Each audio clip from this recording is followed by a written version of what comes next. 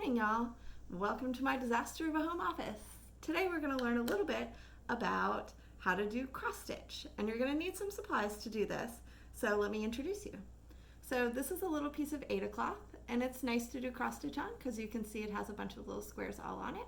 But if you don't have Aida cloth, that's no big deal. You can use any kind of cloth. You're going to need a needle, some thread, and there's some special kind of thread called embroidery floss, which this is, and I'm going to show you how to work with that in a minute. You're going to need this handy dandy little tool, which is going to help you thread the needle if you are all thumbs like me. You'll probably need a little pair of scissors at some point, and a pencil. If you start to make a bigger pattern, you're probably going to need a hoop with some Aida cloth in it, but you can save that for later. All right, you guys, our first step is going to be planning. So you should take your Aida cloth and you should write on it, filling in the little squares where you want to have stitching. So we're going to do a very simple one, and mine is just going to say hi on it.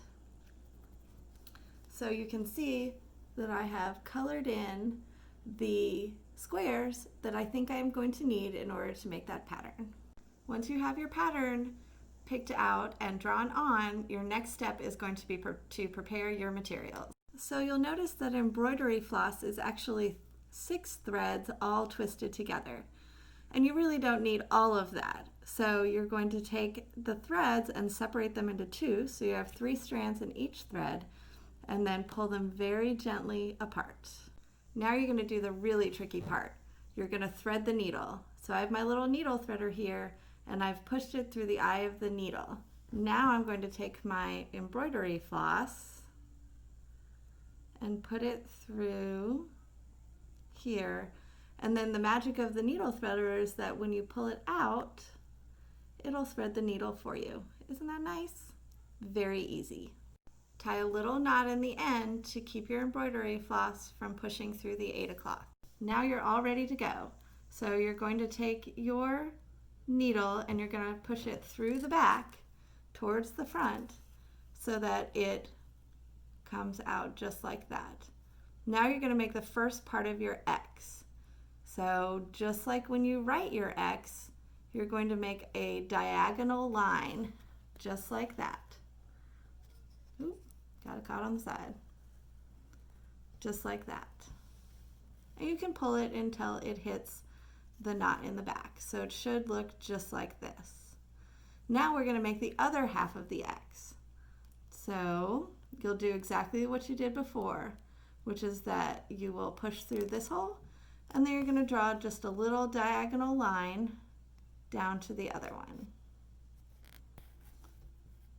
So it should look just like that. You've drawn a little X and done your first cross stitch. Good job. So you're going to repeat that same process. So you come through the back just like this and draw your diagonal, and then draw the other diagonal just like that. And you keep going all the way down till you get to the bottom of the H. As you finish up, your back is going to look something like this, and the front is going to have your H on it. All right, once you've completed your H, I think you're ready to level up. So let me show you a quick trick. So for this trick, to make straight lines go faster, what you're going to do is you're going to draw all of one side of the X, and then you're going to come back down and draw the other side, all in a row. So let me show you how this works. So you can see here that I've drawn all of one side of the slant for the eye, and now I'm going to go back and I'm going to draw the other side. To finish it, all you have to do is tie a knot at the end and clip it off. Now I'm going to show you up close how they look different. So this is the H, and that's where you drew each X individually.